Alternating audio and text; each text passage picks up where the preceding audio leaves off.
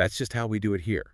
I mean, they're basically the 6 words that absolutely kill progress. No, 100%. Because, well, the moment a team decides their routine is, good enough, they're essentially choosing to fall behind. Right, because the rest of the world just keeps moving forward.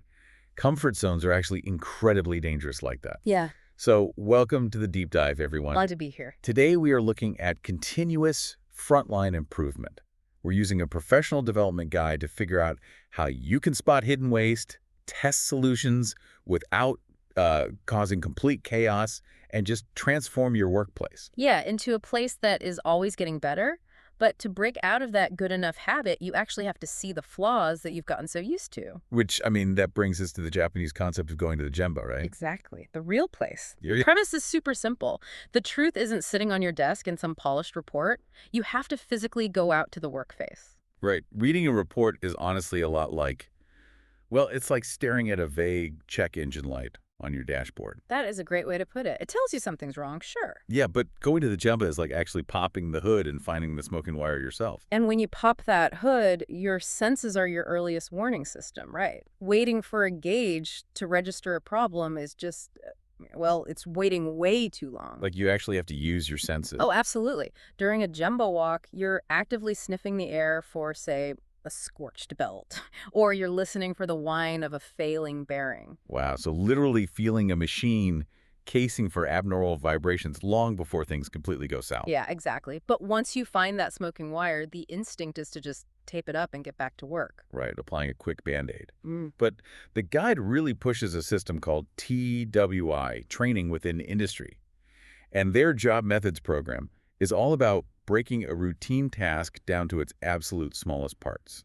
Right, and then you just interrogate those parts. Why, what, where, when, who, and how. That interrogation is crucial for finding the actual root cause. Which leads us to the 5 whys technique. Yeah. Exactly. So take a tripped conveyor belt. The symptom is the trip. And people get incredibly fast at just resetting it. Yeah, they just clear the symptom and move on. Right, but if you stop and ask why it tripped, well, you find a jammed chute. Ask why it jammed, you find material buildup. And then you ask why again, and suddenly you discover an upstream machine setting is completely wrong. Exactly. You treat the actual disease. Okay, I get the theory.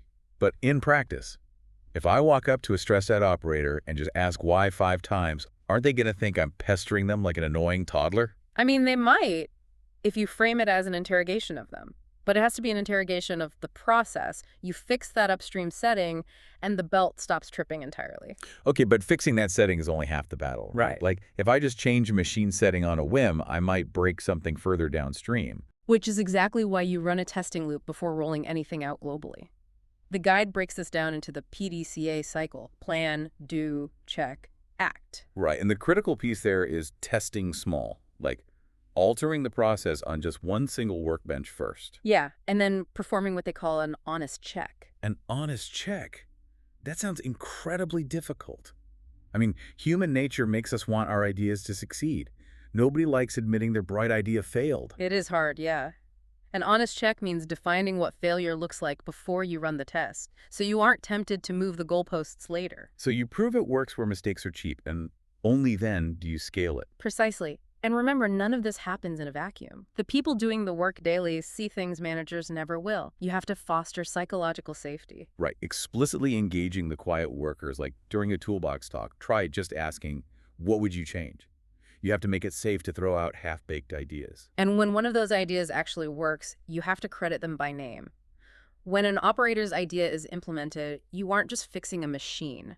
You're building an improver. Yeah. It's like a permanent psychological shift for that employee. Exactly. That's the core message here. Continuous improvement isn't one giant leap orchestrated by executives. It's a daily habit of tiny steps taken by everyone. It completely reframes the whole job. So you've popped the hood, found the smoking wire, fixed the root cause, and empowered your team. But tomorrow is another day. You've made an amazing improvement, but what visual standards, like, say, color-coding workspaces or 5S systems, will you need to put in place tomorrow to ensure your team doesn't quietly slide right back into their old habits within a month? Without deliberate effort to hold the line, well, even the best new ideas decay right back into, that's just how we do it here.